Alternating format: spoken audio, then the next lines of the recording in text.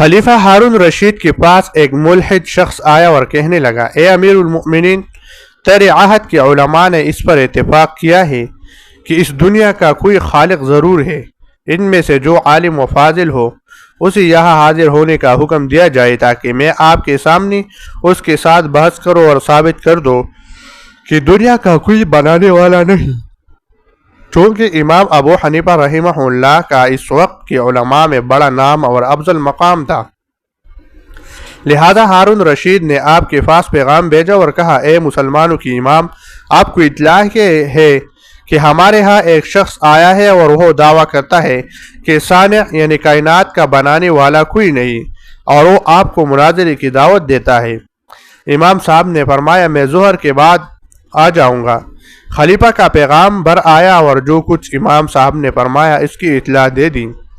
خلیفہ نے دوبارہ پیغام بھیجا۔ امام ابو حنیفہ رحمہ اللہ اٹھے اور خلیفہ کے پاس آئے۔ ہارون رشید نے آپ کا استقبال کیا، آپ کو ساتھ لایا اور مقامی بلند پر جگہ دی۔ سب امراء اور اوساط دربار میں جمع ہو گئی۔ ملحد نے کہا، اے ابو حنیفہ، آپ نے آنے میں دیر کیوں کر دی؟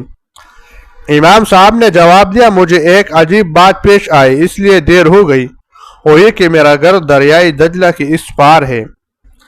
میں اپنے گھر سے نکلا اور دجلہ کے کنارے آیا تاکہ اسے عبور کروں۔ میں نے دجلہ کے کنارے ایک پرانی اور شکستہ کشتی دیکھی جس کی تختی بکھر چکی تھی۔ جو ہی میری نگاہ اس پر پڑی، تختوں میں اضطراب پیدا ہوا، پھر انہوں نے حرکت کیا اور خود ہی اکٹھے ہو گئیں۔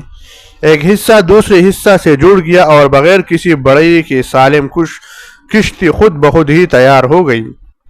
میں اس کشتی پر بیٹھا اور وہ کشتی بغیر ملاح کے دریا کی دوسری کنارے کی طرف چلنے لگی۔ اس طرح میں نے دریا عبور کیا اور یہاں آ گیا۔ ملحد نے کہا، اے رؤسائے دربار، جو کچھ تمہارا امام و پیشوا اور تمہارے عہد کا افضل انسان کہہ رہا ہے اسے سنو۔ کیا تم نے ایسی جھوٹی بات کبھی سنی ہے؟ شکستہ کشتی بغیر کسی کاریگر کی کبھی خود بھی بنی ہے اور بغیر ملاح کے خود بخود کبھی چلی ہے؟ یہ تو محض جھوٹ ہے۔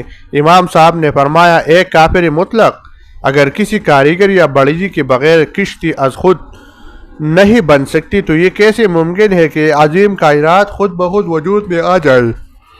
اور جب کسی ملاح کے بغیر کشتی خود چل نہیں سکتی تو یہ کیسے سمجھ لیا جائے کہ نظام کائنات بغیر کسی چلانے والے کے خود بخود چل رہا ہے؟